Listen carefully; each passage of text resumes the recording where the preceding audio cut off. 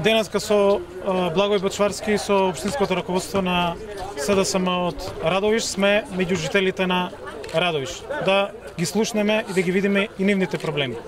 И жителите на Радовиш се сведоци на вистината која што излезе на виделина.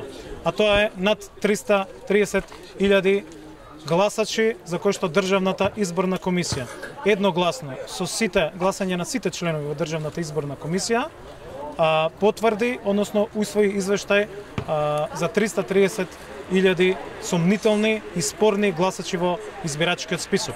Ова е доказ за криминалните избори кои што биле спроведувани во претходниот период од страна на власта и од страна на ВМРО-ДПМН.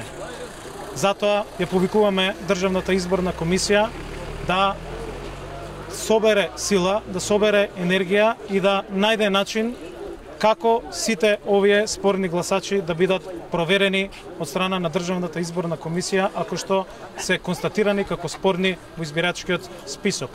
Тоа е наша обврска од договорот од Пржино, тоа е обврска согласно изборниот законник, но и согласно усвоената методологија од страна на сите членови на Државната изборна комисија. Затоа прашуваме на кој начин ќе обезбеди Државната изборна комисија гаранција на правилото еден човек, еден глас. Мора да се прочисти целосно избирачкиот список во Република Македонија. Мора сите политички чинители да имаат целосна доверба во целокупниот процес, вклучително во процесот на прочистување на избирачкиот список.